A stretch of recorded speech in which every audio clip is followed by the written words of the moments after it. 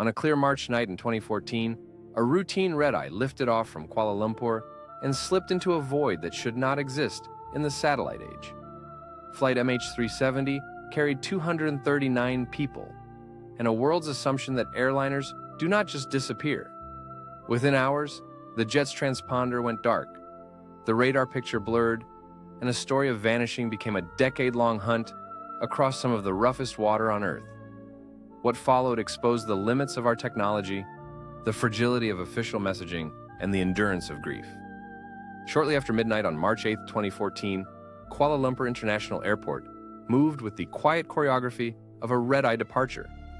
Malaysia Airlines Flight MH370, a Boeing 777-200ER, tail number 9M MRO, pushed back for a 6-hour run to Beijing with 239 people aboard, 227 passengers and 12 crew. The captain, Zahari Ahmad Shah, 53, a veteran with more than 3 decades in the cockpit, and his first officer, 27-year-old Fariq Abdul Hamid, taxied to the runway under clear skies. At 12:41 a.m. local time, the wide body lifted off to the northeast, crossed the Malaysian coastline, and climbed toward its assigned cruising altitude over the South China Sea. For the first 40 minutes, nothing warranted attention beyond the occasional routine acknowledgement. The aircraft's ACARS system sent a final scheduled transmission at 1:07 a.m.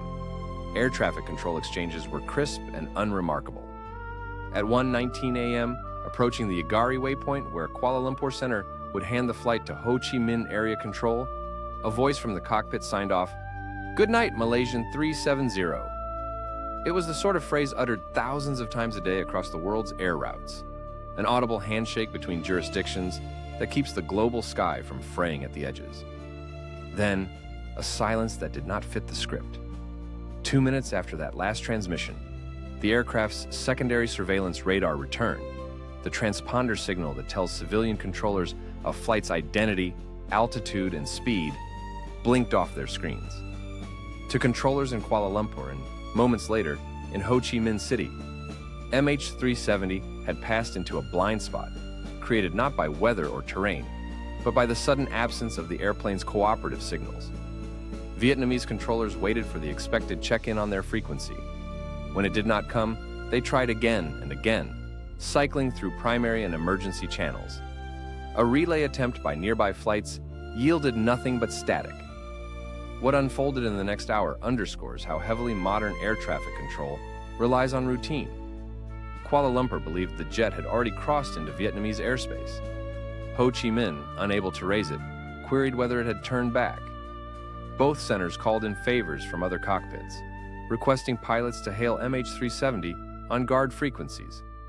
Malaysia Airlines Operations Center tried ACARS text messages that went unanswered. There was no distress call, no squawk of 7700, no telltale descent on the civilian scope, just the abrupt cessation of a transponder return near a waypoint over open water. While passengers' families in Beijing watched an arrival board stop at delayed, the official clock ticked. International procedures require a graded response: uncertainty phase, alert phase, distress phase, each triggered by specific criteria. The handoffs and assumptions slowed the escalation. Kuala Lumpur initiated its rescue coordination process in the early hours of the morning, and initial notifications rippled to neighboring centers and search and rescue units, with a working premise that the aircraft was somewhere along its filed route over the Gulf of Thailand. On the ground, airline staff established crisis rooms. In the air, traffic flowed on as if nothing had happened. By dawn, the words "missing" and "aviation" had met again in headlines, a coupling that most assumed the satellite age had retired. The departure checklist had been ordinary, the weather clement, the airframe certified airworthy after its last maintenance check. There were no credible reports of turbulence or diversion orders, and the passenger manifest, heavy with Chinese nationals bound for a Saturday morning arrival, carried no obvious alarm flags. The simplicity of the last known facts, night flight, routine handoff, vanishing transponder, only heightened the disorientation. That first day set the pattern for what would become an investigation defined by scarce data and shifting search boxes. Civilian screens had gone dark at the edge of one information system, but another, less public picture existed. Raw primary radar returns that do not depend on an aircraft's cooperation. When those traces were gathered and read, they would point not to the Gulf of Thailand, but to an unexpected turn back across the peninsula and into far lonelier air. The vanishing act on civilian screens did not mean the jet had ceased to exist. It meant only that the aircraft had stopped cooperating with the systems that label and track it. In a separate, restricted loop, Malaysian military operators were watching raw primary radar returns that read movement by bouncing radio waves off metal, indifferent to whether a transponder answered back. When those returns were pulled together in the hours and days that followed, a picture emerged.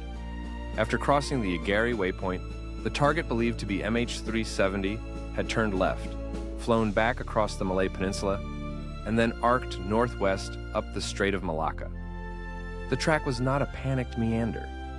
From the eastern edge of the South China Sea, the unknown aircraft cut across Kelantan and Terengganu toward Penang, then traced a path along established waypoints, Vampi, Gival, Mikar, that anchored the N571 airway. To radar technicians, the alignment suggested deliberate navigation rather than a drift.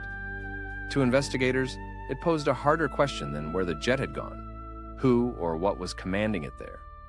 Estimates of altitude and speed derived from primary radar were imprecise and later disputed, but the continuity of the blips, maintaining a fast cruise and clearing land and water alike without contacting controllers, was not. Over the darkened island of Penang, the radar showed a broad turn rather than a straight shot back to Kuala Lumpur. Then the target continued toward the Andaman Sea. Its last military radar return captured around 2:22 a.m. local time at the edge of Malaysian coverage. Inside Malaysia's air defense system, those early hours were governed by rules built for identifying threats, not rescuing lost airliners. The return was classified as unknown but not hostile. At that hour, no fighters were scrambled. Decisions about what to release publicly were filtered through layers of command and concern about exposing radar capabilities. At morning briefings in Kuala Lumpur, officials spoke first to the obvious: search and rescue in the Gulf of Thailand along the filed route. Vietnam and China dispatched vessels and aircraft to a patchwork of grids east of Agari, while Malaysian naval ships fanned out from the east coast. The possibility that the aircraft had crossed the country unannounced toward the west leaked in fragments, an Air Force chief musing about a possible turnback, then a retraction, then a guarded confirmation that military radar had an unidentified track. The delays were costly in clarity. Only on March 11th and 12th did Malaysia formally expand the search to the Strait of Malacca, and only later did Thailand acknowledge its own radar had seen an unidentified target heading toward the Andaman Sea around the same time. India's Navy and Coast Guard shifted assets to the Andaman and Nicobar approaches.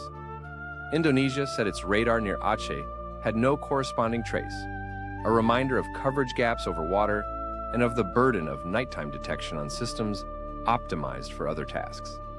Each announcement felt like a course correction delivered a day late, a widening of the map rather than a tightening of the circle. For families watching screens in Beijing and Kuala Lumpur, the storyline changed from loss to uncertainty to contradiction. If the jet had simply fallen out of the sky near its last civilian contact, the hunt area was measured in hours of sailing time. If it had flown uncommunicative and fast across a country and out toward the Indian Ocean, the problem was different. In the absence of a distress call, and with the aircraft's cooperative systems quiet, the military track introduced the possibility of intent, human or mechanical, in the events after 1:21 a.m. It also underscored the limits of terrestrial surveillance. Beyond the edge of Malaysian radar, the Indian Ocean is a vast radio shadow, where even large jets can slip between islands of coverage. By midweek, the search on the eastern side had produced no debris, no oil slick consistent with a wide-body crash, no signal from emergency beacons. The western expansion hinted at a longer flight and a different ending, but it could not trace a line to a final point. To move beyond conjecture and the last radar hit at 2:22 a.m., investigators needed another thread, something outside the radar network that could speak, however faintly, for a plane that had stopped speaking for itself.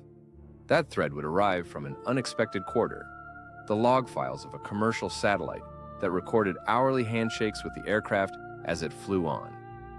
By the third day, search aircraft were quartering the South China Sea in chalk line patterns and coming home empty. The absence of debris, fuel slicks, or emergency beacon signals along the filed route sharpened a quiet conclusion among investigators. If MH370 had not fallen where it was expected, it had likely flown on. That is when a group of engineers at Inmarsat's headquarters in London pulled the company's traffic logs for the Indian Ocean satellite and found something most people did not know existed: hourly automated handshakes between the aircraft's satellite data unit and the geostationary satellite high above the equator. These were not position reports. With ACARs apparently disabled, no coordinates were being transmitted. But each handshake, the satellite verifying that the terminal was still there, left two measurable traces that could be turned into clues. The first was timing. The interval between the satellite's signal and the aircraft's response, known as the burst timing offset, yielded a rough distance to the satellite at each handshake. On a flat map, those distances translate into a series of arcs, so-called ping rings, on which the aircraft must have been when it called back. The second trace was frequency. Because both the plane and the satellite were in motion, each handshake was subtly Doppler shifted, producing a burst frequency offset. The pattern of those frequency shifts, once corrected for the satellite's minute wobble and winds aloft, could indicate whether the aircraft was moving toward or away from the satellite, and roughly how fast. Put together, the Inmarsat data suggested the aircraft had flown for 6 more hours after it disappeared from radar, crossing successive arcs that radiated away from the satellite's subpoint. When British analysts overlaid these arcs on geography, 2 broad corridors emerged.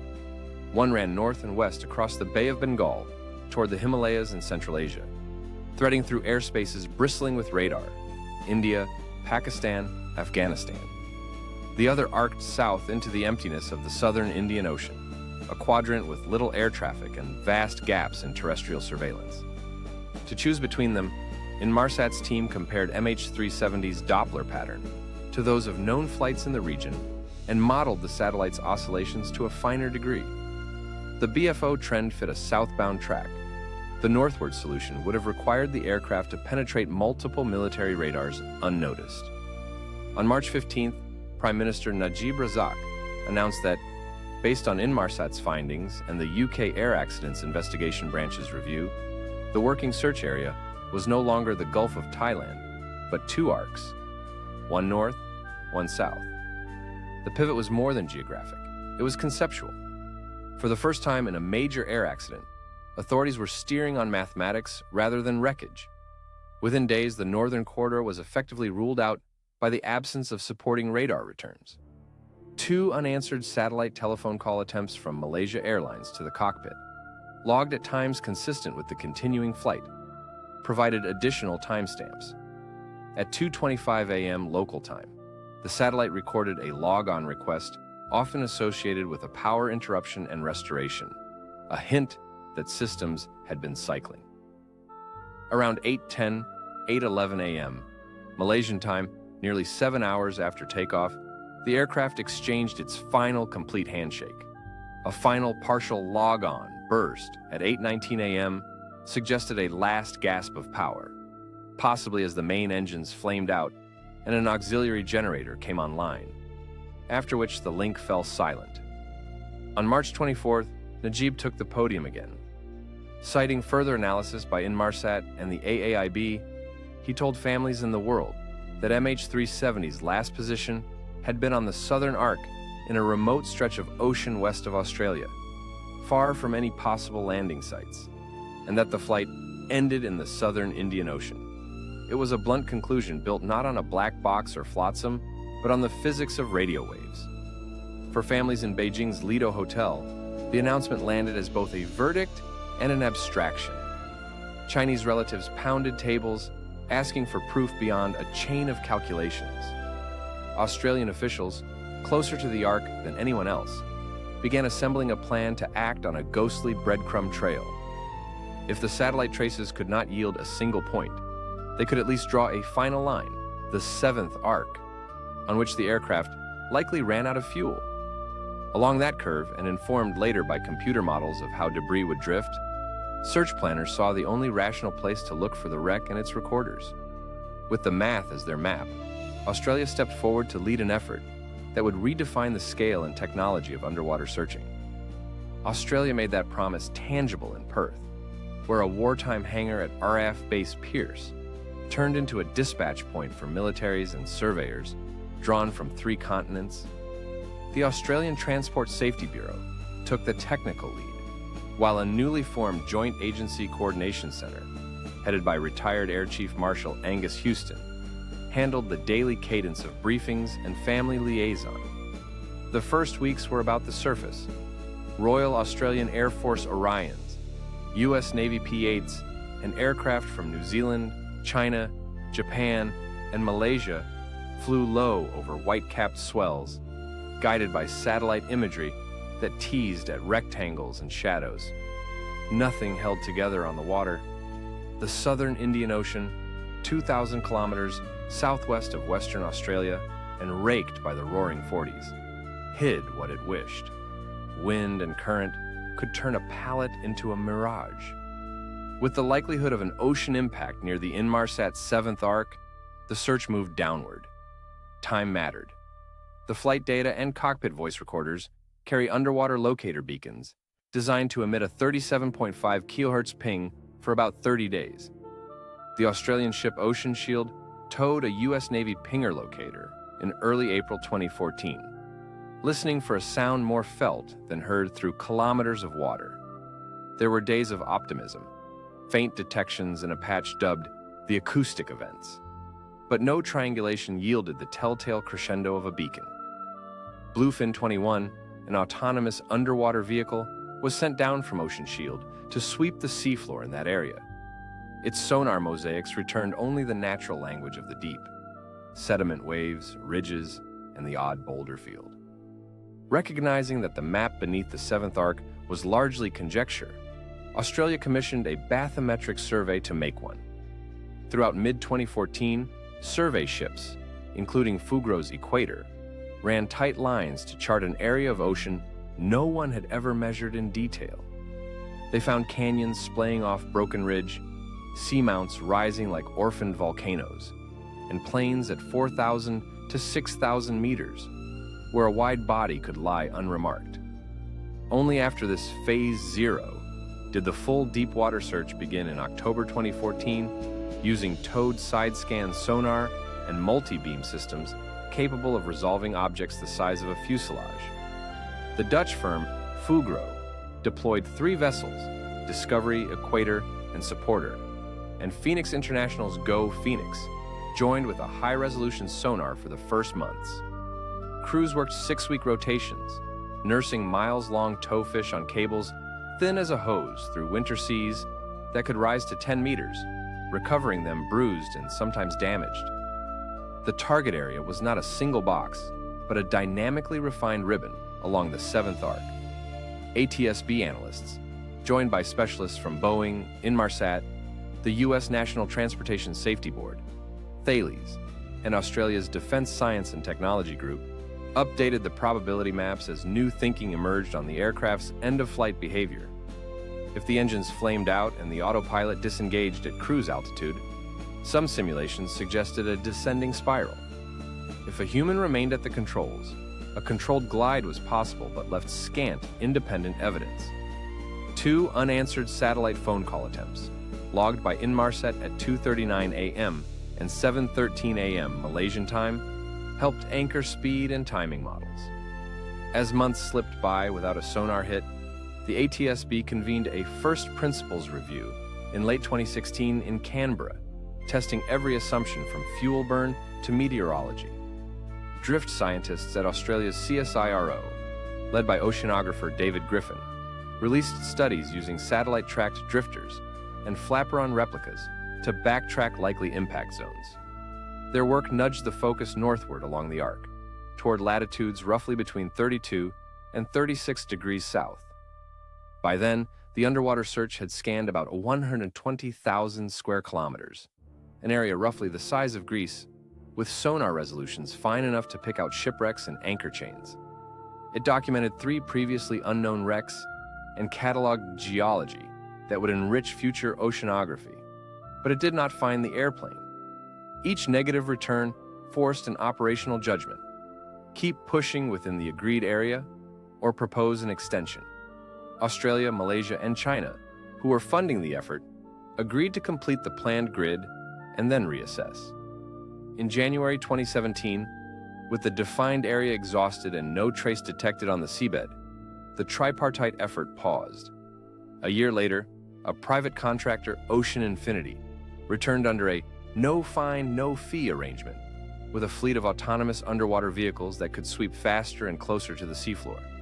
They covered additional tens of thousands of square kilometers in early 2018, skirting new priority zones suggested by the driftwork, and likewise found no wreckage. The paradox was stark. The search had been one of the most exhaustive in aviation history, yet the ocean floor remained mute. The engineers' arcs and the sonar team's grids had narrowed possibilities, but not delivered closure. Clues would come, but not from beneath the 7th arc. As ships steamed home and analysts reran models, the first confirmed pieces of MH370 began to appear thousands of kilometers away, riding currents toward shorelines on the far side of the Indian Ocean. The ocean stayed mute beneath the towfish and autonomous vehicles, but it began whispering on shore.